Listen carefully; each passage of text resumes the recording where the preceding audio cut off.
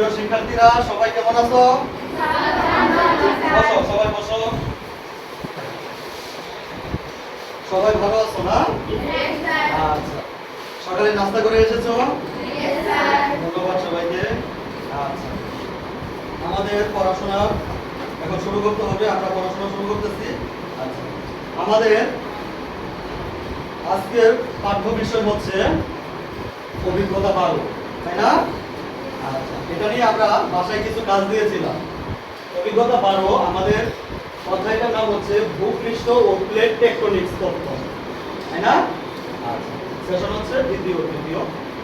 আমরা গত ক্লাসে বলেছিলাম যে আমাদের প্রথম সেশনটা বাসা থেকে লার্ন করে নিয়ে আসতে, তাই না? সবাই করে আসছো তো? ধন্যবাদ সবাইকে। আচ্ছা, আমাদের একটা এইচডব্লিউ ছিল, মনে আছে কি? বলো তো কি? অভ্যন্তরীণ গঠন সম্পর্কে একটা চিত্র আঁকা, তাই না? আচ্ছা, এটা সবাই করেছো? আচ্ছা, দেখি খাতাটা সবাই বের করো, দেখি কে কে করেছো। হ্যাঁ, খাতাটা একটু আমার দিকে একটু ঘুরায় ধরো, কে কে করছো? ও, সুন্দর হয়েছে। আচ্ছা, সবারটাই সুন্দর হয়েছে, খুব সুন্দর, ধন্যবাদ। আচ্ছা, অনেকে করে আসছো, তাই না? আচ্ছা, খুব সুন্দর হয়েছে, ধন্যবাদ।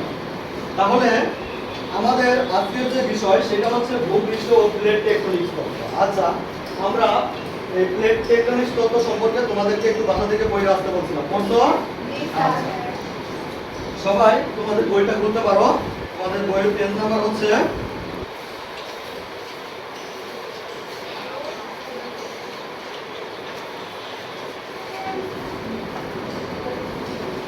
119 পেজ, তাই না? পৃথিবীর সৃষ্টি। আমাদের প্রথম বিষয় হচ্ছে পৃথিবীর সৃষ্টি। পৃথিবীটা কিভাবে সৃষ্টি হয়েছে তোমরা জানো? আচ্ছা, এটা আমি পড়ে আসতে বলছিলাম এবং গত ক্লাসে একটু আলোচনা করেছিলাম। আমি একটু জিজ্ঞাসা করবো, হ্যাঁ? আচ্ছা, মাতুকা তুমি দাঁড়াও, বলো তো নেবুলা কি?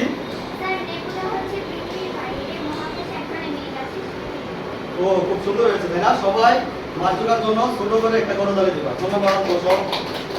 আচ্ছা, এখন মাসফিকা দাঁড়াও, তুমি বলো যে আমাদের যে এই যে নেবুলা, এই নেবুলাটা কি কি গ্যাস দ্বারা তৈরি, বলতো? অন্যান্য গ্যাস দিয়ে, তাই না? খুব সুন্দর বলেছে না? আচ্ছা, মাসফিকাকে সবাই একটা আস্তে করে করতালি দিয়ে তাকে ধন্যবাদ জানাই। খুব সুন্দর হয়েছে। আচ্ছা, তাহলে আমাদের মোটামুটি বোঝা গেল যে আমরা এগুলো সম্পর্কে করে আসছি, তাই না? এই নেবুলাটা আমরা যেমন আমাদের চারপাশে বা আকাশে আমরা কি মেঘ দেখতে পাই, এই মেঘের বাইরে এক ধরনের মেঘ আছে, তাই না? এটা কি বলা হয় কি? নেবুলা।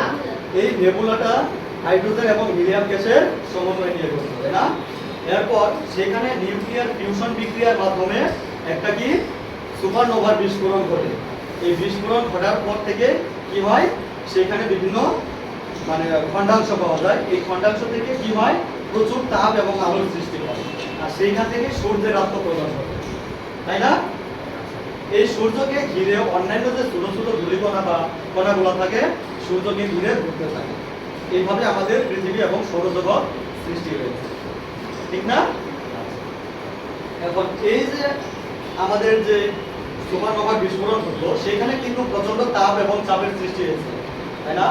তাপ এবং চাপ সৃষ্টি হওয়ার কারণে সেখানে ভূপৃষ্ঠের উপরের অংশটা এক সময় তরল অবস্থায় ছিল। কি অবস্থায় ছিল? তরল অবস্থায় ছিল। আস্তে আস্তে এই তরলটা শীতল হতে হতে এক সময় কি হয়ে গেছে, ঠান্ডা হয়ে গেছে। ঠান্ডা হওয়ার পর উপরের যে অংশটা, এটা কি কঠিন শক্ত একটা স্তর হয়ে গেছে, তাই না? এটাকে কি বলা হয়? এটাকে বলা হয় ভূত্বক। কি বলা হয়? ভূত্বক। দেখো, এইখানে আমরা একটা চিত্র এঁকে নিয়ে এসেছি, তোমরাও বাসা থেকে করে নিয়ে এসেছো, তাই না? দেখো, এখানে যে চিত্রটা, আমরা যদি এটাকে তুলনা করি, তরমুজ তো আমরা সবাই চিনি, তরমুজ। হ্যাঁ, তরমুজ যখন আমরা বাজারে কিনতে যাই, বিক্রেতারা আমাদেরকে তরমুজ কিভাবে দেখায়? তরমুজের কি করে, মাঝের অংশটা কেটে আমাদেরকে কি করে দেখায়, তাই না? মাঝের অংশ থেকে একটা পানি বের করে, যে তরমুজটা লাল কিনা না সাদা, এটা দেখানোর জন্য পানি বের করে। তো দেখো আমরা যদি পৃথিবীর অভ্যন্তরীণ গঠনটা কি করি, দেখো এটা একটা বালির মতো, তাই না? কারণ পৃথিবীটা হচ্ছে কিছুটা তরমুজের মতো কি একটু রাউন্ড। এটা বালি যদি কাটি তাহলে আমরা এরকম একটা বালি পাওয়া যায়, তাই না? এখন আমাদের এটা হচ্ছে অভ্যন্তরীণ গঠন সম্পর্কে বিষয় নিয়ে আলোচনা। এখন দেখো আমরা বলছি যে উপরে যেই তরল অংশটা ছিল এটা আস্তে আস্তে সরিয়া কঠিন হয়ে গেছে, তাই না? কঠিন হয়ে কিসে পরিণত হয়েছে? ভূত্বকে পরিণত হয়েছে। তাহলে দেখো এই যে উপরের অংশটা আমরা দেখতে পাচ্ছি এটার নামই হচ্ছে কি ভূত্বক, তাই না? এর পূর্বে আগে আমাদের জানতে হবে আমাদের পৃথিবীটাকে একটা ডিমের অংশের সাথে তুলনা করা হয়েছে।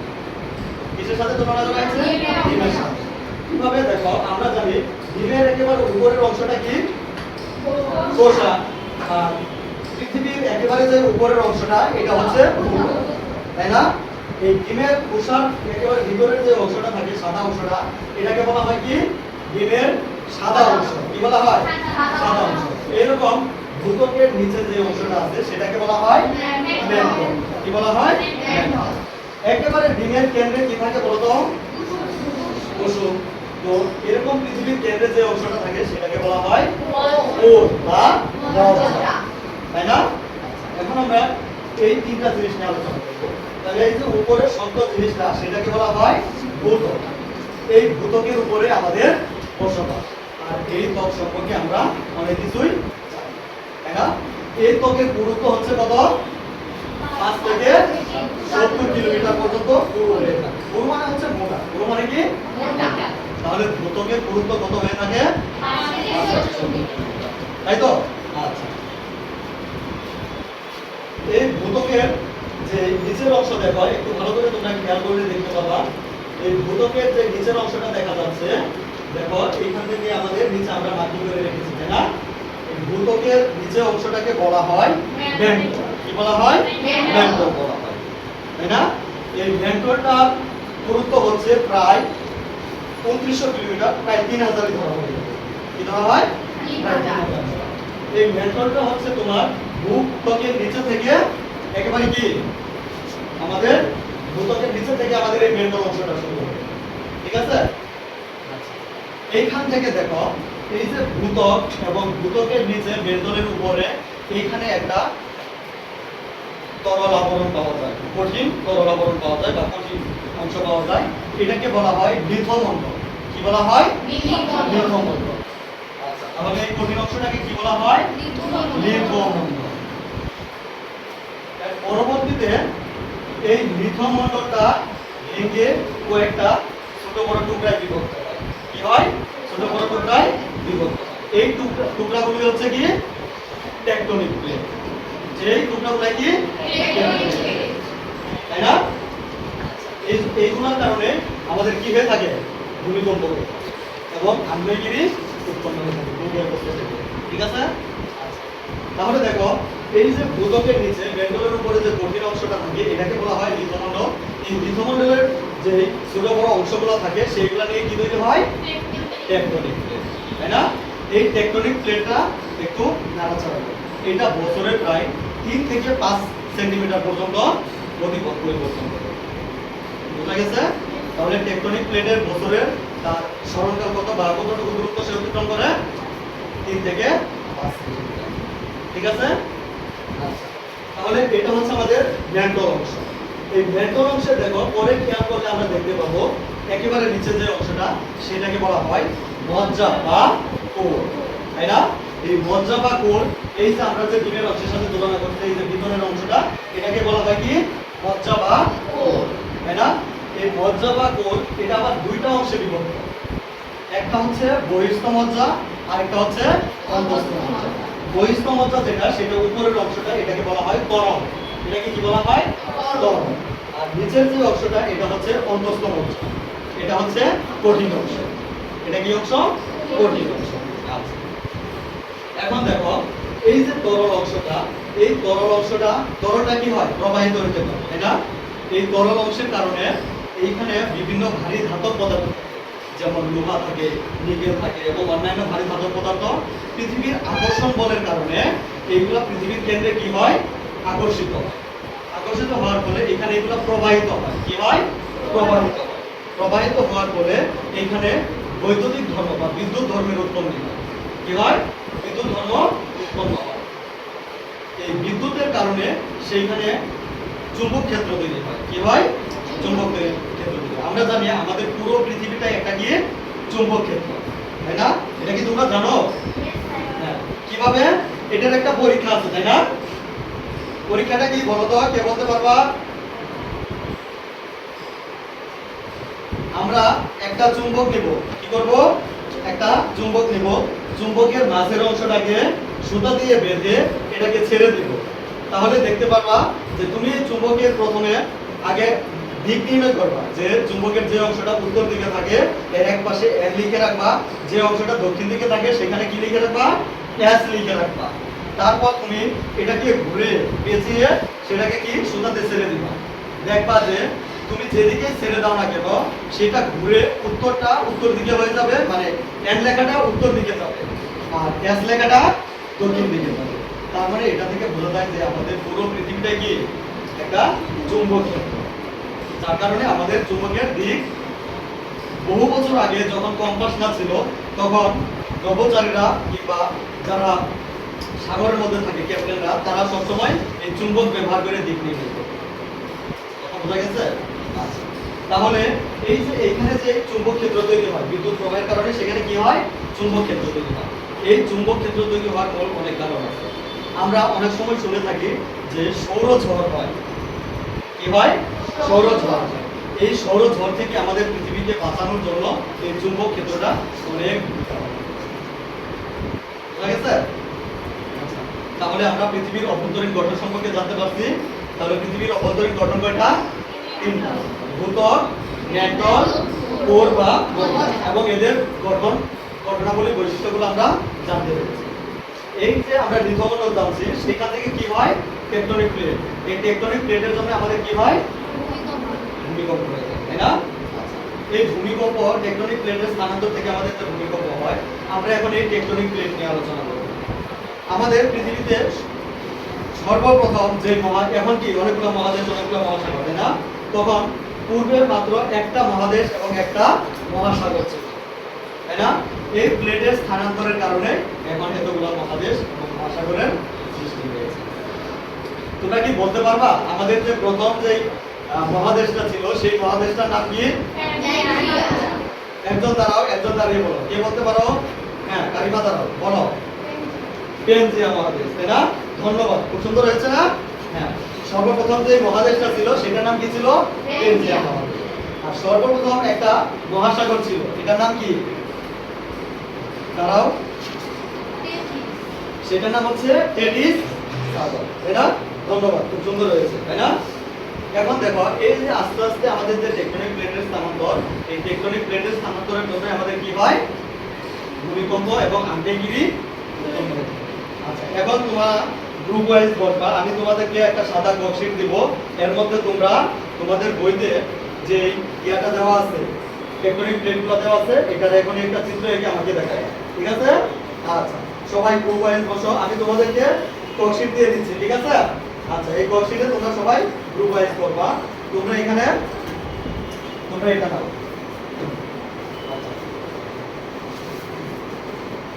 আচ্ছা, তোমরা নাও এটা।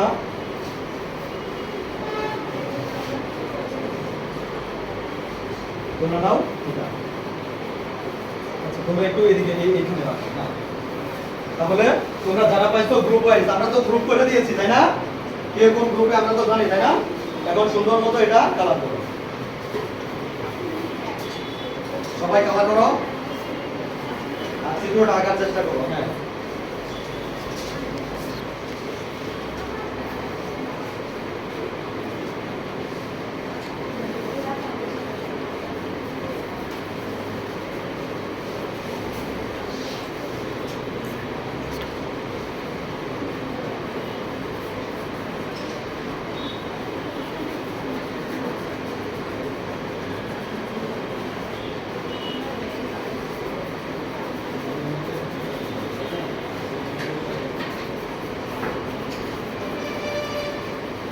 সবাই কালার করতেছো?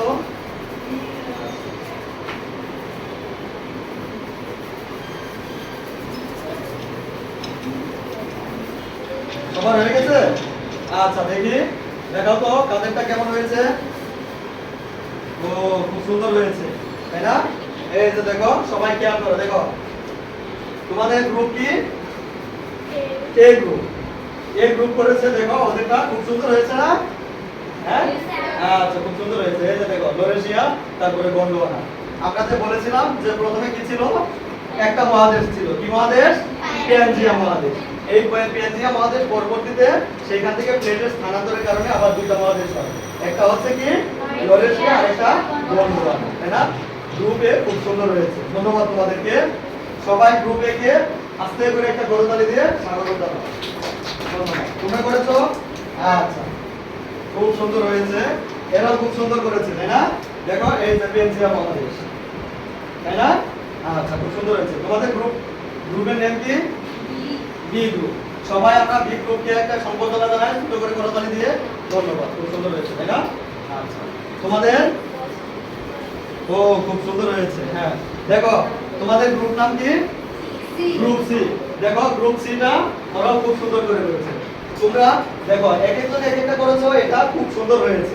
কেউ করেছে কি প্রথম একটা মহাদেশ, তারপর মহাদেশটা ভেঙে যে দুইটা মহাদেশে পরিণত হয়েছে, এরপর দেখো ওরা অনেকগুলো মহাদেশ ভেঙেছে, তাই না?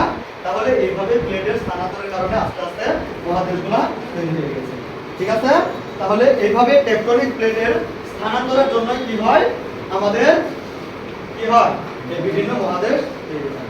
আমরা জানি এক সময় আমাদের ভারত এবং কি ইউরেশিয়ান যে প্লেটটা ছিল তারা একই জায়গায় ছিল, তাই না?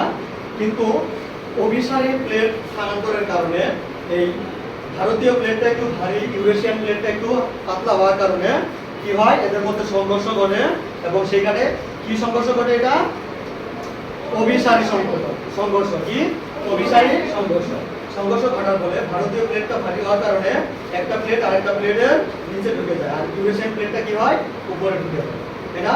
যার কারণে সেখান থেকে কি হয়, সুউচ্চ হিমালয় পর্বতের সৃষ্টি হয়েছে, ঠিক আছে? এইভাবে আমাদের কি এই টেকটনিক প্লেটের স্থানান্তরের কারণে বিভিন্ন মহাদেশ এবং মহাসাগরের সৃষ্টি হয়েছে, বোঝা গেছে? আচ্ছা তাহলে আমাদের আজকের যে মুখ্য বিষয় সেটা হচ্ছে যে টেকটনিক প্লেট কি, তাই না? আমরা একটু ফিডব্যাক নেব, সেটা হচ্ছে বসিতা দাঁড়াও বলো। তাহলে আমাদের পৃথিবীর সর্বপ্রথম যে মহাদেশটা ছিল সেই মহাদেশটার নাম কি? প্যানজিয়া মহাদেশ। ধন্যবাদ। বসো। আনিকা দাঁড়াও। ভূমিকম্প পরিমাপে প্রাচীন বা সহজতম পদ্ধতিটার নাম কি? Richter scale. খুব সুন্দর হয়েছে, তাই না? সবাই আনিকাকে একটা ছোট করে ধন্যবাদ জানাও। ধন্যবাদ আনিকা। বসো। আচ্ছা তাহলে আমাদের মোটামুটি আজকের বিষয় শেষ হলো। আচ্ছা এখন আমরা বাড়ির কাজ দিয়ে দিব। বাড়ির কাজ হচ্ছে আমাদের, তোমরা লিখে রাখো,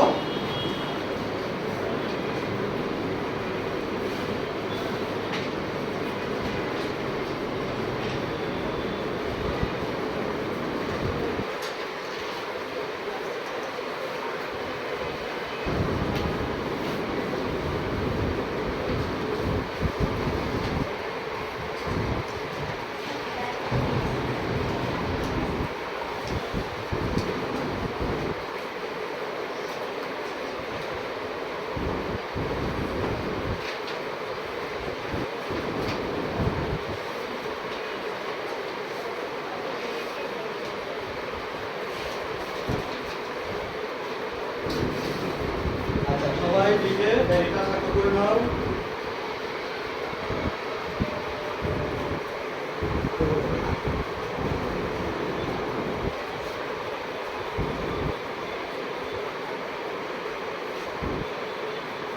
দেখা হয়ে গেছে, তাই না? নাও, ধন্যবাদ। নাও নাও।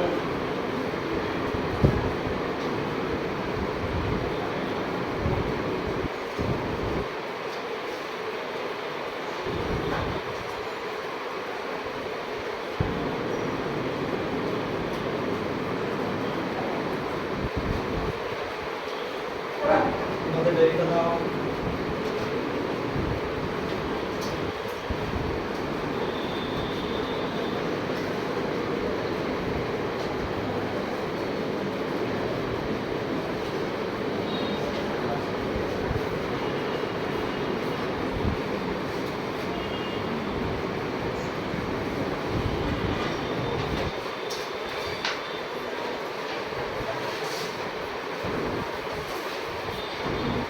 সবাই ভালো থাকো, সবাইকে শুভেচ্ছা, ধন্যবাদ, আসসালামু আলাইকুম।